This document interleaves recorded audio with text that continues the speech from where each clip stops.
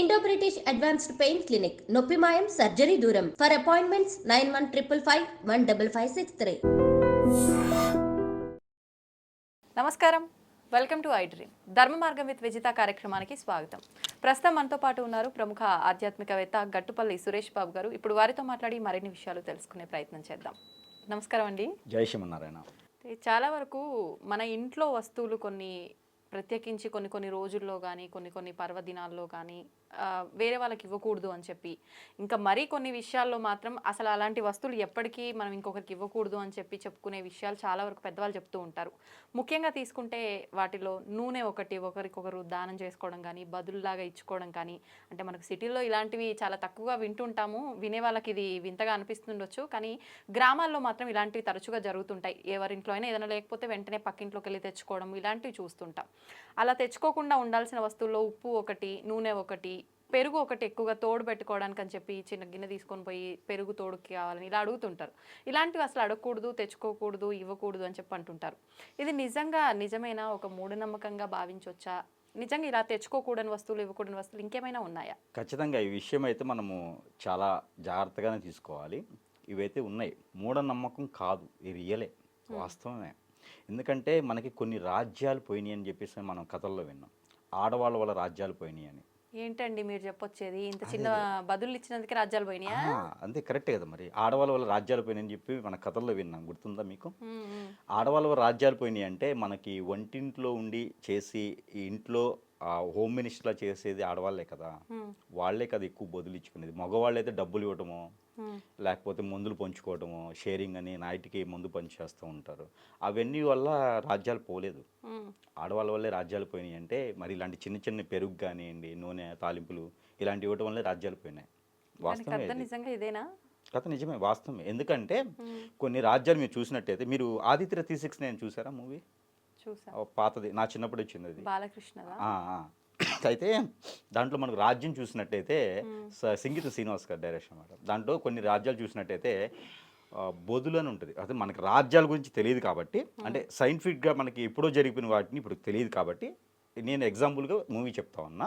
అంటే మనకి వస్తు మార్పిడి అని ఉండేది మనకు ఒకప్పుడు, పూర్వంలో.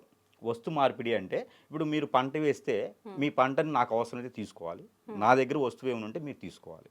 ఇది వస్తు మార్పిడి అని కులాలు అక్కడే మనకి ఏర్పడ్డాయి. మనకి కులాలు అనేది ఒక్కొక్క ఇంటి వాళ్ళు ఒక్కొక్క ఐటెం, వాళ్ళకి నచ్చిన ఐటెం చేసేవారు. ఇప్పుడు వడ్రంగి అని, లేకపోతే బంగారం చేసేతను, లేకపోతే కూరగాయలు పండించేతను, ఇలా కులాలు ఏర్పడ్డాయి. కులం అనేది ఒకప్పుడు ఉండేది కాదు మనకి. రాజ్యాలు అన్నప్పుడు కులాలు ఉండేవి కాదు. చాకలవారని ఇలా ఎవరికి నచ్చిన వృత్తులు వాళ్ళు వెళ్ళిపోయినారు. అయితే తర్వాత కాలంలో ఏంటంటే కులాలుగా, ఇప్పుడు మతాలుగా ఇవన్నీ ఇప్పుడు వచ్చా ఉన్నాయి. అయితే వీటిలో ఏమైందంటే ఈ కులాలుగా మారిపోయినప్పుడు వస్తు మార్పిడి అని ఉండేది. డబ్బుతో వ్యవహారం కాదు. అప్పుడు ఏది అవసరం ఉందో మీకు, నా దగ్గర ఆ వస్తువు ఉందంటే మీ వస్తువు నాకు ఒకటి ఇచ్చేసి నేను మార్చుకునేవాడిని అనమాట. అలా రాజ్యాలు ఇప్పుడు ఉన్నాయా? అలాంటి రాజ్యాలు ఇప్పుడు లేవు కదా. ఎందుకు సాగలేదు రాజ్యం అంటే ఆ వస్తువు మార్పిడి వల్లనే రాజ్యాలు పోయినాయి. దానము అనేది ఉంటుంది. ఇప్పుడు చూడండి, మీకు గ్రహాల్లో కొన్ని బాగాలేదు అంటే, శుక్రుడు గ్రహం బాగాలేదు అనుకోండి, జీడిపప్పు దానం అంటారు. శని బాగాలేకపోతే నువ్వులు దానం అంటారు. రాహుకేతు బాగాలేకపోతే గోధుమలు కందులు దానం ఇవ్వమంటారు. ఎందుకు దానం ఇవ్వమంటారు? ఆ దోషం పోతుంది అని. దానం ఇవ్వడం వల్ల దోషం పోతుంది అని, అంతే కదా. గ్రహాలు దేవుళ్ళే ఒప్పుకున్నారు. దానికోసమే బ్రాహ్మణికి దానం ఇవ్వండి, లేదా పేదవాళ్ళకి పంచండి అని ఇప్పుడు ఉన్నటువంటి రాష్ట్రాలు అదిగే చెప్తారు. మీకున్న దోషం పోవాలి అంటే మీరు దానం చేయండి అని చెప్తారు, అంతే కదా. అయితే మనకి దానం చేస్తే దోషాలే పోతున్నప్పుడు ఇంట్లో వస్తువు దానం చేస్తే రాజ్యాలు ఎలా పోతాయి? దానం చేస్తే మంచి జరగాలి కదా. కాకపోతే కొన్ని వస్తువుల్లో కొంతమంది ఉంటారు. ఇప్పుడు నువ్వుల్లో శని భగవానుడు ఉంటారని భావించి నువ్వులు దానం చేస్తారు. కాజు, జీడిపప్పు వాటిల్లో, బాదం పప్పు వాటిల్లో ఆ శుక్రుడు ఉంటాడు కాబట్టి ఆ దానం చేస్తే వాటి వల్ల దోషం పోతుంది అంటారు. అలానే మనకి ఇంట్లో కొన్ని వస్తువులు ఉంటాయి, ఆవాలు, మెంతులు, అలానే పసుపు. అలానే మనకి పసుపుతో పాటు పెరుగు, నూనె, వీటిల్లో లక్ష్మీ అమ్మవారు ఉంటారు. ఈ లక్ష్మీ అమ్మవారు ఉన్న వాటిని దానం చేయడం ద్వారా, ఇంకా ఆకుకూరల్లో కూడా ఉంటారు, తోటకూర, గోంగూర, ఇలాంటి వాటిలో ఉంటారు. అంటే మనం డబ్బులు ఇచ్చి కొనుక్కుంటున్నాం కదా, డబ్బులు ఇచ్చి కొనుక్కోవచ్చు. అది వస్తు మార్పిడి కాదు. వస్తు మార్పిడి చేస్తేనే రాజ్యాలు కూలిపోతే, ఇళ్ళు కోల్పోతే, అందరితో వాళ్ళు ఇలా దిగిపోతూ ఉంటారు అనమాట. అందుకే పెరుగు దానం కానివ్వండి, ఆయిల్ దానం, అలానే మనకి కొన్ని రకాల వస్తువులు, మెంతులు, ఆవాలు, ఇలాంటి దానాలు చేయకూడదు. జీలకర్ర కూడా దానం చేయకూడదు. జీలకర్ర ఎందుకు దానం చేయకూడదు అంటే, జీలకర్ర దానం చేయండి, సాయంత్రం కల్లా గొడవ అవుతుంది మీకు. వాళ్ళు ఇచ్చిన వాళ్ళు తీసుకున్న వాళ్ళకి ఏదో విధంగా చాడీలు చెప్పడమో ఏదో విధంగా మనస్తత్వం రావడం జరుగుతుంది, ఎక్కువ కాలం ఉండదు. అందుకనే మీరు గమనించినట్టయితే ఏదైనా చిన్న చిన్న వస్తువులే దానం చేస్తారు. బంగారం దానం చేయమనండి, ఏదైనా దేవుడి పేరు చెప్పేస్తారు తప్పితే బంగారం దానం ఎవరికి చేయరు, ఎందుకంటే కాస్ట్లీ కాబట్టి. ఈ పెరుగు కానివ్వండి, నూనె, అలానే మెంతులు, అలానే కనుక ఏవైతే ఉన్నాయో ఆవుకు సంబంధించినటువంటి ఆవు పేడ కూడా దానం చేయకూడదు. గేదె పేడ అంటే కామన్, కానీ ఆవు పేడ కూడా దానం చేయకూడదు. కానీ విలేజ్లలో ఆవు పేడ కూడా ఒకరికొకరు ఇచ్చుకుంటారు. కాదు, విలేజ్లో వాళ్ళు ఎంతమంది బాగుపడ్డారు చూసారు మీరు? అంత మాట అన్నారు ఏంటండి? మరి అంతే కదండి. ఇప్పుడు మనకి చూసినట్టయితే పెద్ద పెద్ద ఆసాములు ఉండేవాళ్ళు, 100 ఎకరాల పొలాలు ఉండేవాయి. ఇప్పుడు ఉన్నాయా అండి ఎవరికైనా? 100 ఎకరాల పొలాలు ఈ రోజు ఎవరికైనా ఉన్నాయా? ఒక ఎకరం ఉంటేనే గొప్ప. ఎకరం ₹1 కోటి వాల్యూ కాదు ఇక్కడ. ఎన్ని ఎకరాల పొలం ఉంది, ఎంత తినగలుగుతున్నాం, ఎంతలా ఉండగలుగుతున్నాము. ఒకప్పుడు చౌదరీస్ కానీ రాజులు కానీ ఇట్లా రాజులని చౌదరీస్ అని ఉండేవాళ్ళు కదా, విలేజ్లో ఉండేవాళ్ళు. తర్వాత చాలా రకాలుగా పేర్లు పెట్టుకుని ఉండేవాళ్ళు. వాళ్ళకి కొన్ని జమీందారులని ఇలా కొన్ని ఎకరాలు ఉండేవి. ఆ ఊరిని కాదు, ఆ రాజ్యాన్ని, ఆ మండలాన్ని కూడా పాలించేటువంటి డబ్బులు ఉండేవి ఒక్కొక్కరి దగ్గర.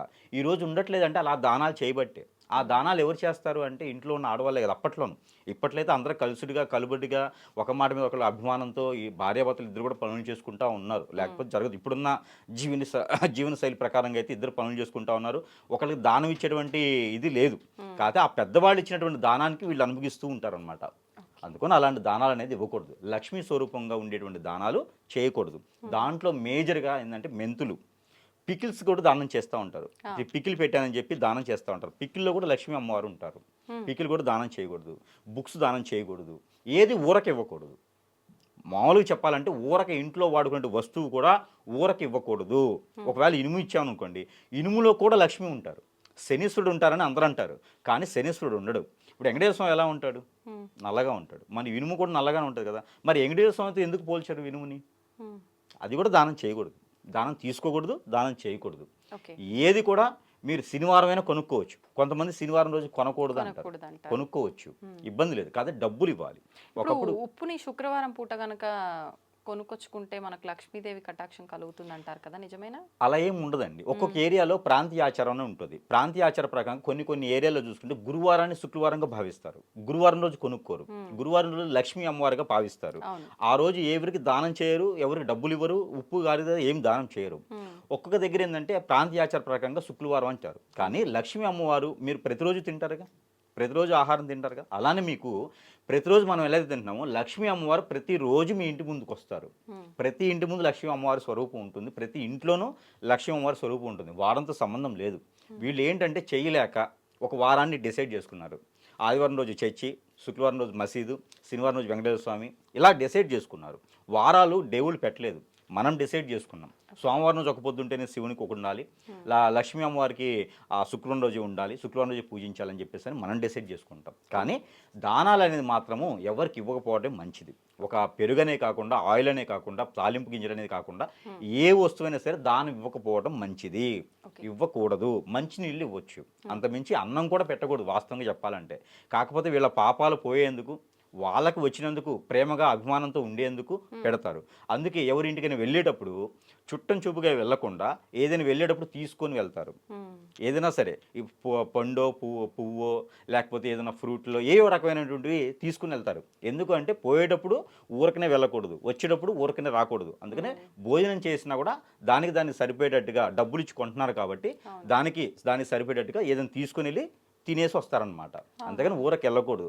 ఊరకి వెళ్ళారు అంటే వీళ్ళ దగ్గర ఉన్నటువంటి లక్ష్మీదేవి అటైనా వెళ్ళిపోవచ్చు, లేకుండా వాళ్ళ ఇంట్లో ఉన్నటువంటి లక్ష్మీదేవి వీళ్ళ దగ్గరికి రావచ్చు. అందుకని చుట్టం చూపుగా వెళ్ళినా కూడా ఏదైనా వస్తు రూపంగా తీసుకుని వెళ్ళినా, ఏదైనా ఆహార రూపంగా తీసుకుని వెళ్తే కూడా ఎవరిది వాళ్ళ దగ్గరే ఉండిపోతుంది. అంతేగాని దానాలు అనేది చేయకూడదు. ఎలాంటి పెరుగు కానివ్వండి, ఎలాంటి ఉప్పు కానివ్వండి, లేకపోతే ఆయిల్స్, మెంతులు, ఇలాంటి ఏది దానం చేయకూడదు. అలాంటి దానాలు చేసినందువల్లే రాజ్యాలు కోల్పోయినాయి. అలాంటి దానాలు చేయడం ద్వారానే ఉమ్మడి కుటుంబాలకు వస్తా ఎడబాటు అయిపోయినాయి. ఈరోజు మనకి ఉమ్మడి కుటుంబాలు ఎక్కడా లేవు ఇలాంటి దానాలు చేయబట్టే. ఒకప్పుడు దానం అంటే మంచాలు అవి కూడా చేసేవారు. పెళ్ళైన తర్వాత సారని చెప్పి పంపించేవాళ్ళు. అలాంటి ఏం చేయకూడదు. మీరే అన్ని పంపిస్తే వాళ్ళు ఎప్పుడు బ్రతకాలి? అది దానం ఎలా అంటారు? అమ్మాయికి వాళ్ళు పుట్టింటి కాటుగా ఇచ్చి పుట్టింటి వాళ్ళు బాగుపడ్డాడు చూసారా మీరు ఎప్పుడైనా? ఆడపిల్ల పుట్టింటి వాళ్ళు, ఆడపిల్ల పుట్టినప్పుడు బాగుపడతారు. పెళ్ళైపోయిన తర్వాత పుట్టింటి వాళ్ళు అలా అడగండిపోతూ ఉంటారు. పెళ్ళైన తర్వాత వీళ్ళింట్లో అవన్నీ తీసుకొచ్చి వీళ్ళింట్లో బాగుంటారు. తోలింటును తన్నులు తింటూను కొట్లాడుకుంటూనో వీళ్ళింట్లో బాగుంటారు. అంటే ఇవన్నీ తీసుకెళ్ళిపోతారు, సారూపంగా తీసుకెళ్ళిపోతారు కదా, అప్పుడు ఇక్కడ ఏమి ఉండదు ఇంకా. అందుకోసమే అక్కడక్కడ అప్పుడప్పుడు వాయనాలని అవని ఇవన్నీ చేస్తుంటారు, ఆ దోషాలు పోయేందుకు. పుట్టింటి నుంచి వచ్చేది వాయనం కూడాను. వాయన దానం అనేది ఆ దోషాలు పోవాలి కదా పుట్టింటి వాళ్ళకి మరి. అందుకని ఆ వాయనాల దానాలు అలాంటివి చేస్తుంటారు.